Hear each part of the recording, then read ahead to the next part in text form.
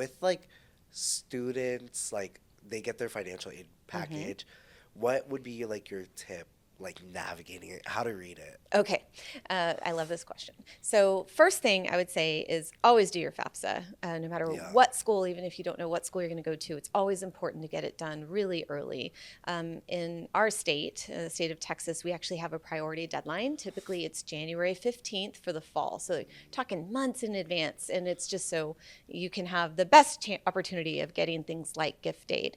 But once you get your offer letter, it can be a little confusing sometimes for students because sometimes you see something called a cost of attendance Yeah.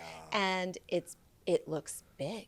Like I Yeah. didn't, right? Did you Yeah. feel that way? Like you get your letter and you look at your cost of attendance. Well, one thing that you don't know is us and every other institution are required to do a standard cost of attendance that includes anything that you might incur while you're in school. So aside from 30 hours of tuition and fees, books and supplies are built in there, housing costs, Yeah. meal costs, personal expenses, transportation. So it really is a very flexible number, but it's something we try and give everyone as a starting point is this is what you could potentially spend over the course of a year while you're a student. Yeah. What's it called? So it's like my fourth year going into school. Like I already know how to read, Oh, like good. my stuff, but like cause sometimes I work orientation as well, Oh, and so like parents like look at the estimate yeah.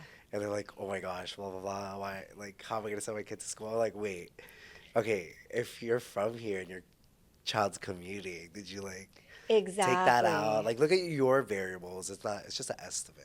That is actually really great advice, and really the way a lot of our folks like to explain it to students and families. So, a lot of that is highly dependent on the student, where they're going to be living, where they're going to be eating, things like that. Yeah. One thing is our university signed on to an initiative called the College Cost Transparency Yeah. Initiative. So, we, along with a lot of institutions, have basically committed that we're going to have a standard looking offer letter. So, if you look at our offer letter against any other institution that's part of that initiative, they're going to look the same. So, it helps make students and families make better choices and understanding and comparing different Mm. offers. But one thing that is really great that's on the offer letter is we have this thing called a net price. And so that basically takes what your cost of attendance is. You subtract any free money, gift aid that you're given, and then that gives you kind of like a net price, and then you can sort of determine. And what I always encourage students is to have a conversation with someone at One Stop, or if they're going to another institution, their financial aid office, if any part of it doesn't make sense. Yeah. Because we are willing to sit down with students one on one and really go over to figure out what are your actual expenses looking like? Are you, to your point, going to be living at home and Yeah. commuting? Or are you going to have 3 roommates versus 1 roommate versus a Yeah. solo room? All of those things matter.